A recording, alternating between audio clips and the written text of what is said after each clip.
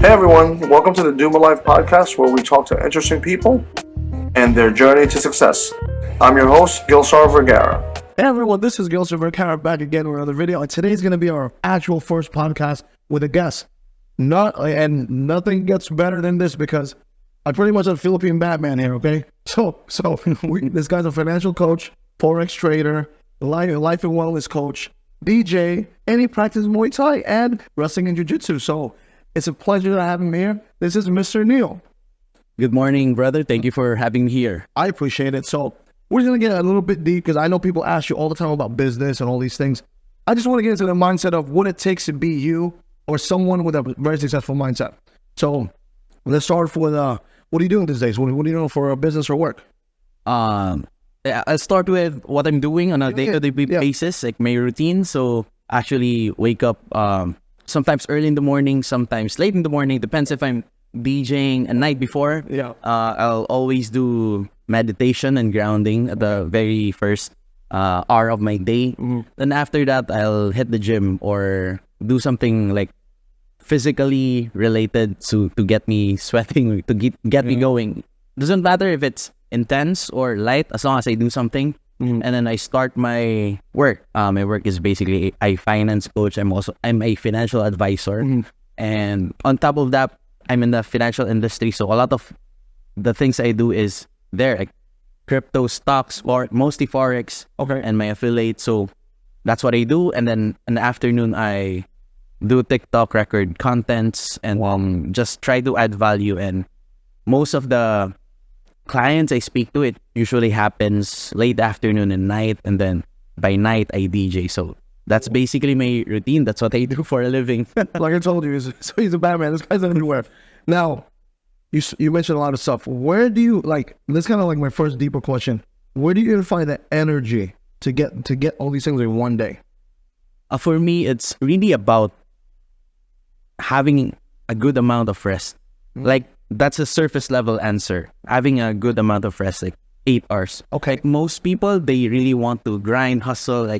They find that, that pride. I slept like 2 to 4 hours and then back on the hustle, back on the grind. And that sounds really cool. It's fascinating to see people that way, but to me, it's not really sustainable. So having a healthy amount of sleep is probably the most important thing. And speaking of that internal energy or something that's really spiritual is for me to wake up, read my Bible, meditate on it, I pray for like a minute or 3 minutes. And then after, the way I see it is I surrender myself to God early in the morning. And somehow I get that spiritual energy and it translates to physical energy. It's hard to explain, but every time I do it, I just feel better and I get to be productive all throughout the day and night, and I don't get tired. No, that definitely resonates with me because I do the same thing, as just like giving up to God your day pretty much, and then it's His will, not ours. Yeah, and correct. That's where my drive, that's where my energy comes from as well. So, going into the next question, who was influential in your life for you to be this way? Probably my mother. Okay. I give all credit to her as I was raised. I was raised in a single mother household. Wow, okay. But I was also raised in a very healthy family because I'm raised by a single mother, but everyone in the family was there. My grandmother, my grandfather, my cousins, my uncles. That typical Filipino culture, everyone is smashed into one house. And that's something I really appreciate growing up because I was raised in of course, a Filipino way.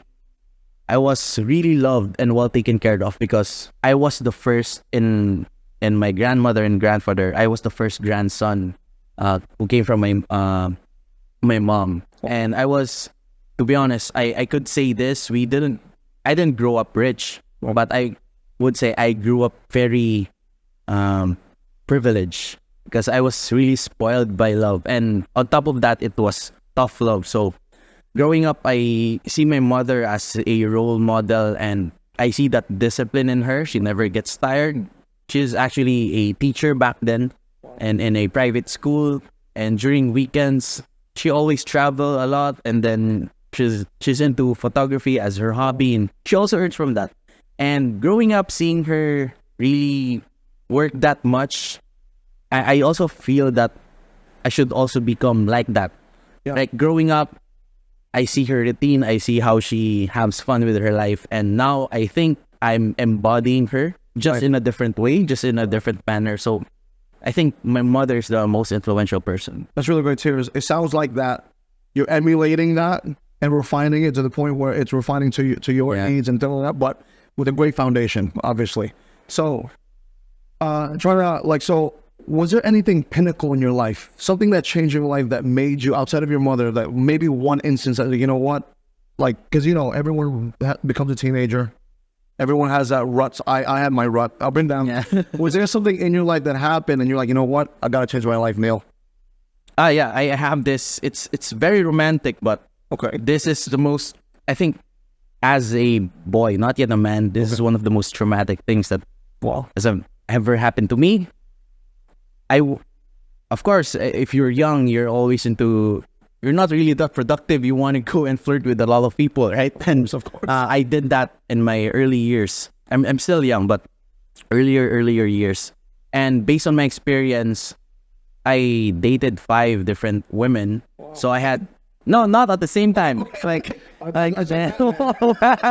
Not at the same time. Yeah. But I dated 5 women, and we were all in a relationship, and all 5 of them cheated on me. Oh, So that's something like there was a switch. Yeah. I told myself, I kept blaming these women, like they're cheaters, they were not raised well, they're evil. I'm saying a lot of bad things in my head. But the very last heartbreak I had, that's where the switch came in, that no, there's something wrong in me, not in them. So what am I doing, or what is it that I believe that is not really serving me well, that is actually limiting me, that is preventing me from getting into a good relationship? Because that actually reflected in my own life. Like even my friends, they were also changing. I felt betrayed in other areas of my life. So how can I change this? So that's where I realized I need to change something in me in order for me to not experience that again. So that was one of the first thing that was traumatic and changed me. Yeah. kind of like one of those turning points of your life. Yeah, I totally get it. Yeah, I mean, I've been to I think everyone in their life, if they're cognizant of what's happening in their life, you have to hold yourself accountable to like laws of attraction. Yeah. If you're near garbage, you're gonna be in garbage. So, let's go through like this might be a loaded question. Out of all the things that you do, financial advisor, everything you do, if you had to choose one, what would it be, and why? All of those things that's very hard. That's interesting. If you're like, listen, God goes, listen, Neil, you gotta choose one. Which one would you choose and why? Answers can change down the road. Yeah. I have 3 online business. The first one is being a financial advisor. Like Yes. I sell insurances online, VULs, and investments. Second one is I'm a forex trader. I do copy trading. The third one is affiliate marketing, and all of those things is in business, and all of those things are leverage on people. So if I could choose one, I think either of the 3. Definitely not DJing or producing music. Any business that I could really add value to people, or I could leverage on people, giving value and receiving the same value. I think either one. I know I will try either one of those 3 things. Great answer. Out of those businesses, if somebody wanted to get into that, so not so much onto the financial part of it, what strengths or characteristics does someone need to succeed in those fields? I have a very clear answer to that, and I think it's gonna be personal development or continuous self-improvement. Is I believe in, as a man, there's only 2 things you can do. You can either be a man who tries to improve himself, or you could be a man who tries to prove himself. And you can either improve or prove something to others. So I choose to prove something to myself by improving myself. And that self-development would literally translate into business development and relationship development, other areas of your life. It all starts in you.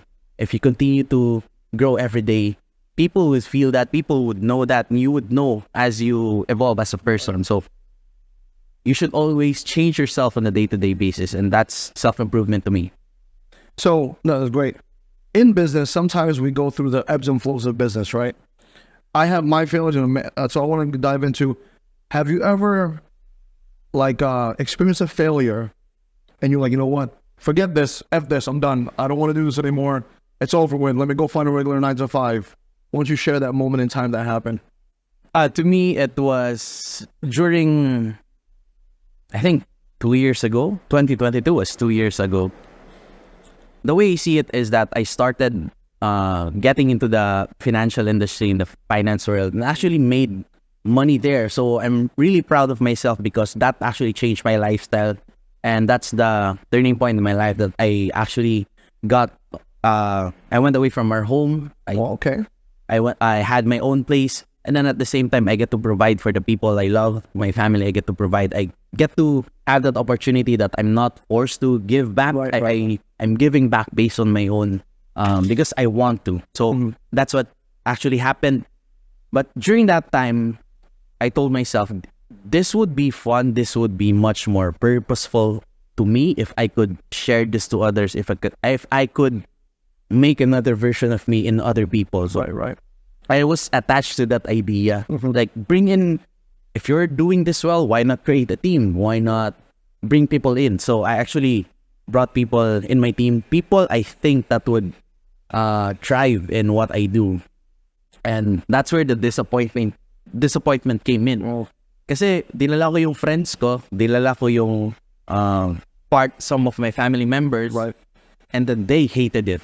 And they did, I felt betrayed in that area. So I thought there's something wrong, and then I'm forcing this into them, and they're not really into it. So that's the moment I learned that help people who are willing to help themselves. I'm trying to force that opportunity to others.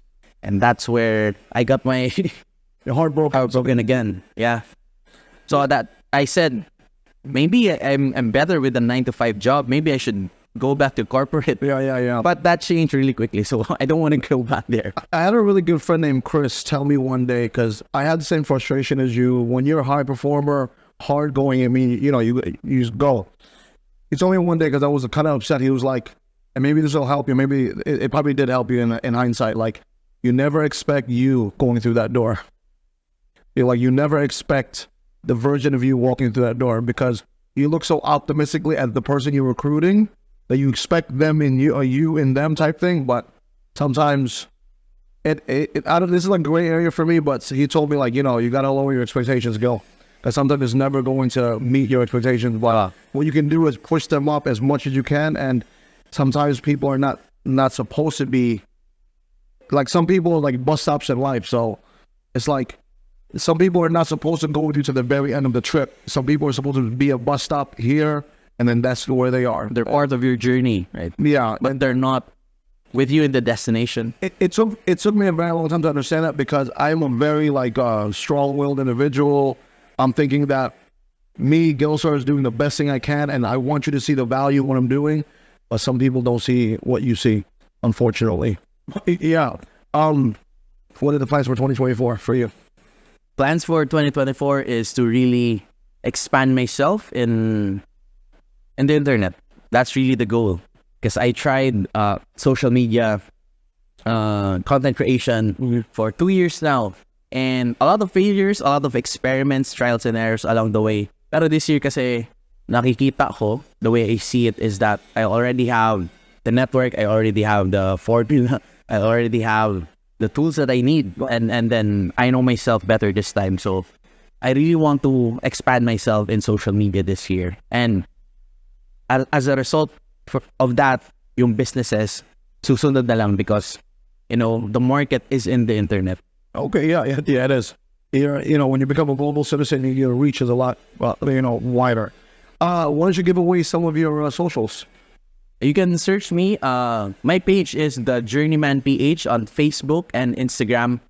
TikTok, that's at Niel Recinto, NIEL RECINTO. So you can follow me. You could get a lot of values and learnings from my videos. So I hope you follow and subscribe. Amazing. And you had some questions?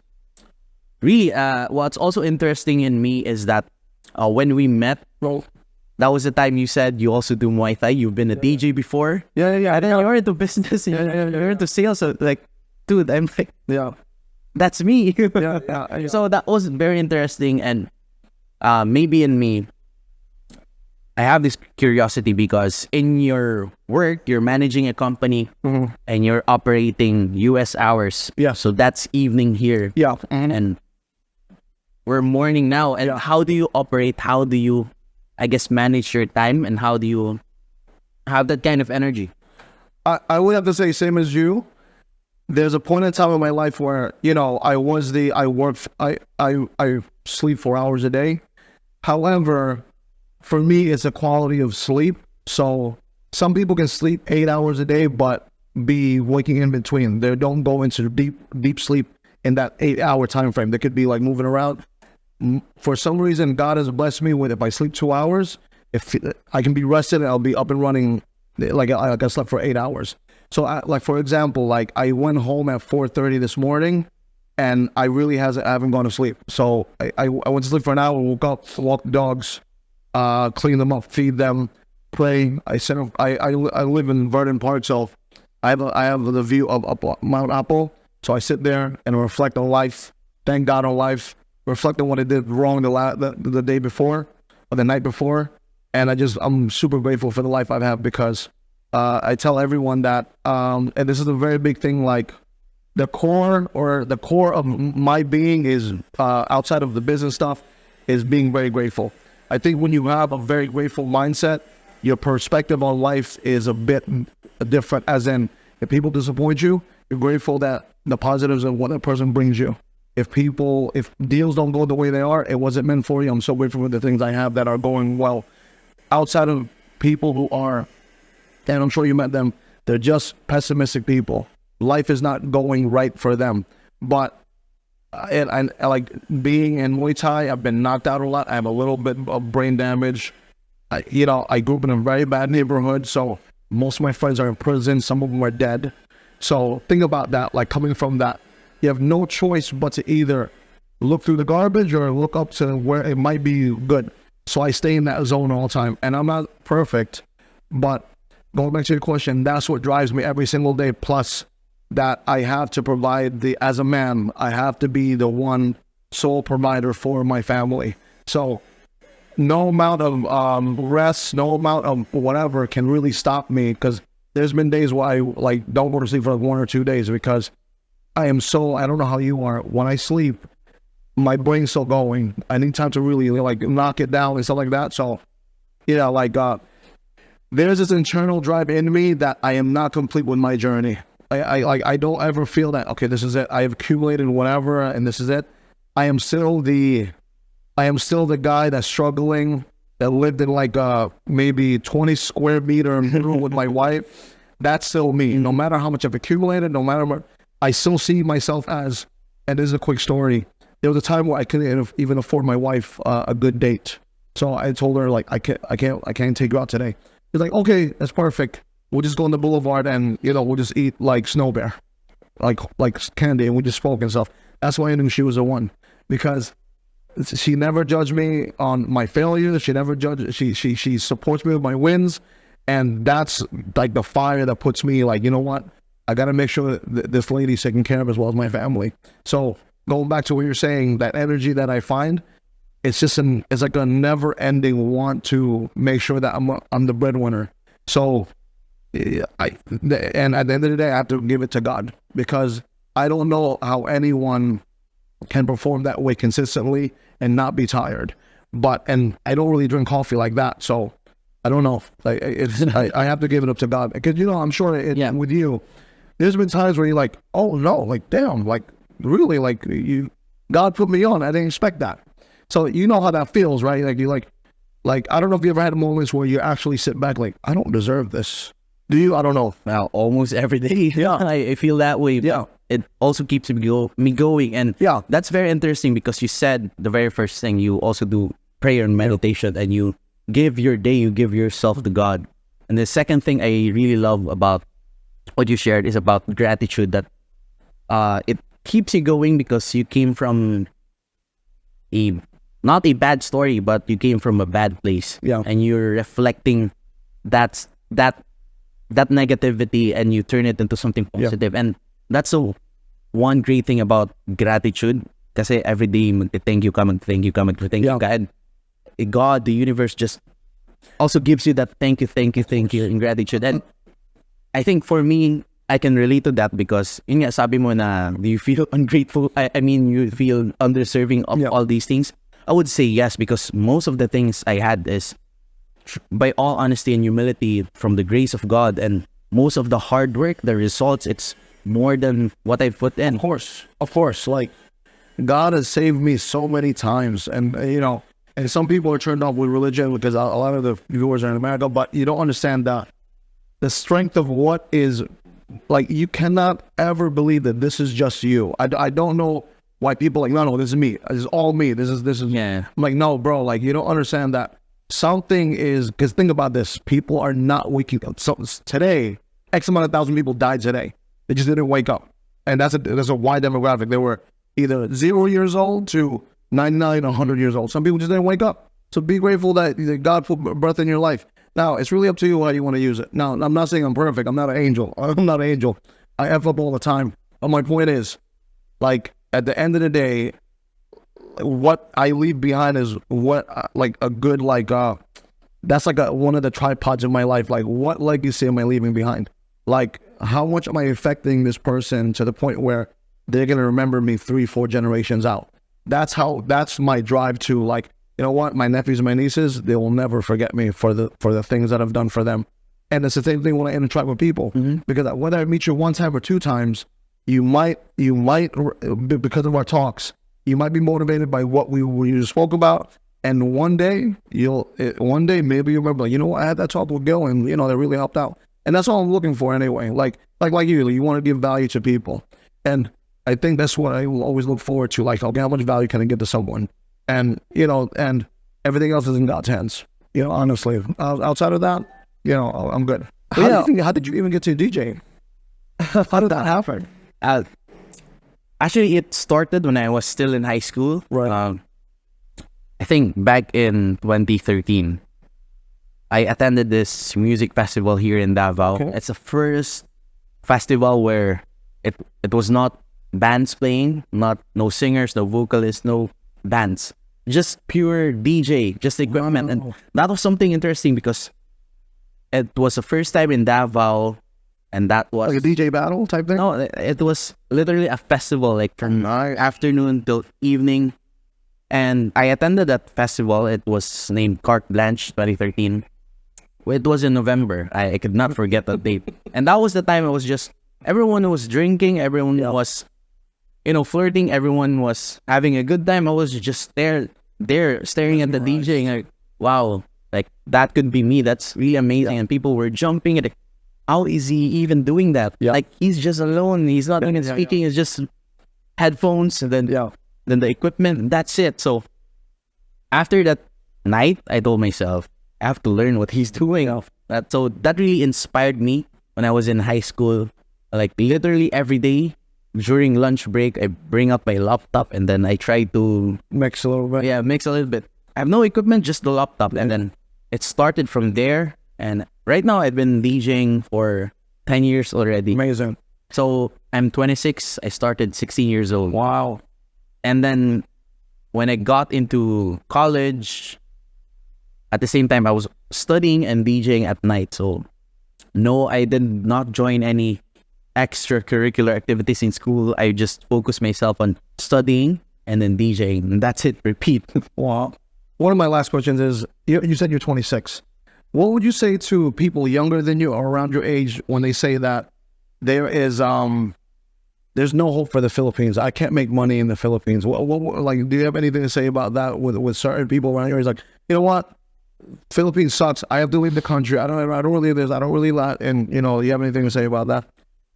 For me siguro no, the worst thing you could do as a way of living is to earn money somewhere without your family, with no one with you. Like you're just alone.